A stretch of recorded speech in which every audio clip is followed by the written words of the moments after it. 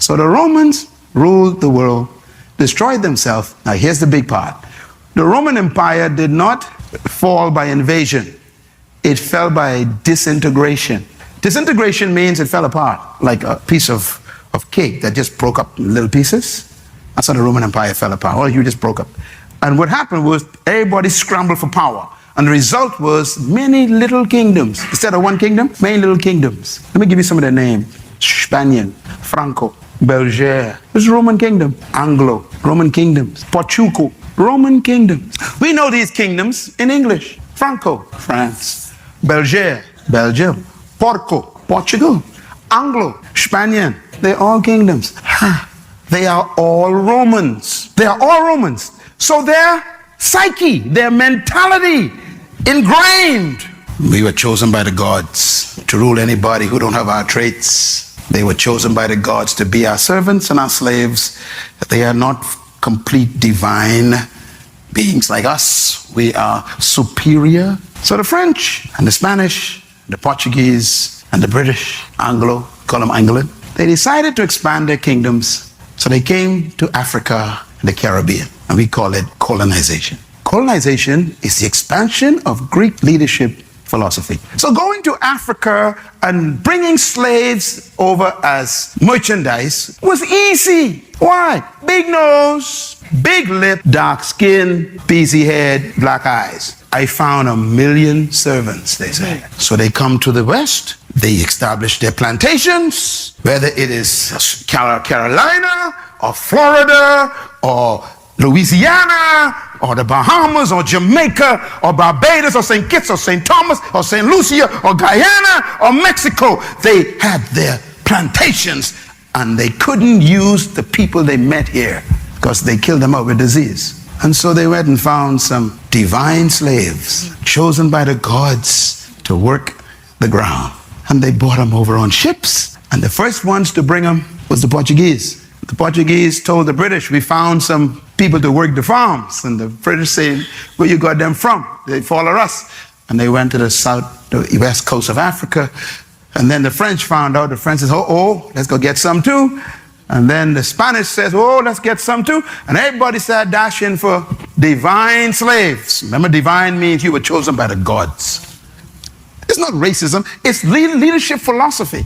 That is in the psyche of the system. Oh, I am here. You are here. Some of you of my pigmentation and millions of us here in the region because of a leadership philosophy. That's how important leadership is. If the blind lead the blind. We were being led. And they convinced you. Matter of fact, if you read the writings of the oppressor, they wrote things like this. They read the Bible on you. They said, now you must be good slaves. And they gave us Jesus. You wonder why, the black Muslims and people like that rose up? Because they even used Jesus as part of manipulation. Jesus said you must be nice slaves, and then you'll go to heaven. If you go to heaven, you'll get robe and shoes. You can't get them now because we ain't giving you none. But you get them and you get to heaven. So now so the slave in the farm starts singing, I got a shoe, massa, you got a shoe. All of God's children got a shoe, but I ain't gonna get mine until I go to heaven. I'll walk all over. See, in other words, you get yours now, massa. I can get mine when I go to heaven. All of that is brainwashing. Those songs that we used to glory in called Negro spiritual, you need to read the words of those songs. They are strong songs of conversion for your mind to make sure you never rise above. I used to sing them, so don't look at me funny. I was born in a little town called Baintown. That was a village of slaves. I'm trying to show you where leadership problems come from. So for 394 years, they ruled these islands and they made all of us believe you were born to clean my house. You were created to plant my corn. You were sent by God to wash my clothes and cook for my children. And so there we were stuck in the back room. Oh, by the way, you ain't got no charisma, so you must be seen and not heard. You see, that's part of the system. So you're supposed to work, but no one's supposed to see you. And so the little slave walk around the house cooking, and and they ain't supposed to be around when master got friends. See, the whole thing, psychological. That's why some of you all timid. You are so timid today, and you think you're cool. Timidity was taught. That is why when a man of my pigmentation speaks up, it makes them nervous because you ain't behaving. Some of y'all wonder why they thought Martin Luther King was a problem. Because he was a black man talking loud. You ain't supposed to talk loud. Stay in your southern church, have church with a stained glass window, and shout by yourself. Don't come out here telling us we're wrong. That was the problem. It was a leadership problem. To tell Miss Rosa Parks that she's in the wrong seat was very natural for them. You don't understand. You say, there ain't no prejudice. This is the conditioning of the culture. You ain't supposed to sit here. Yeah, but I'm a human. You ain't no complete human. See? The gods told us where you're supposed to sit. In the back, they say. Divine assignment. I'm saying this for a reason. That is still here in the Bahamas. Yes.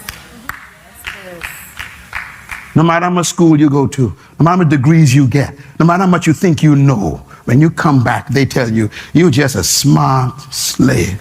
It's a leadership mentality. So now you know why Miles Monroe is angry. You see why I hate oppression? Because I got the truth. I love it. I love everybody. I like everybody, you know. I like everybody. But don't you ever imagine you better than me.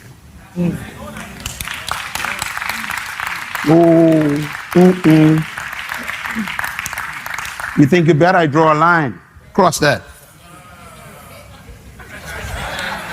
That's a Bay in Town talk. You don't know about that. And if I draw a line, that means fight start. Our story begins with the Roman Republic, a small city-state on the Italian Peninsula that harbored ambition of expansion. The Romans, known for their military discipline and strategic prowess, set their sights on the rich territories of North Africa. It is essential to understand that the Romans did not view Africa as a monolithic entity, but rather as a collection of regions with distinct cultures and resources. The first significant chapter in Rome's African conquest unfolded during the Punic Wars, a series of conflicts against the powerful city-state of Carthage. The rivalry between Rome and Carthage reached its peak in the Third Punic War, where Rome emerged victorious and razed Carthage to the ground. With Carthage defeated, Rome gained control of its territories in North Africa, marking the beginning of Roman influence on the African continent. Post-Punic Wars, Rome established provinces in North Africa, such as Africa Proconsulary and Numidia. These regions became an integral part of the Roman Empire, contributing to its wealth through agriculture, trade, and valuable resources. The Romans introduced their governance systems, infrastructures, and Latin culture, leaving an enduring imprint on the local societies. North Africa, with its fertile lands, became the breadbasket of the Roman Empire. The introduction of advanced agricultural techniques, such as the Roman plough, enhances productivity, and the region played a crucial role in sustaining Rome's vast population. The Roman conquest of Africa was not just about territorial expansion, it was also a story of cultural exchange. The amalgamation of Roman, Berber, and other local cultures resulted in a unique blend that shaped the identities of this region. And there you have it, guys. Kindly share your opinion in the comment box below, and do not forget to like this video so YouTube can share this video with more people like you. Until next time, cheers and have a good one.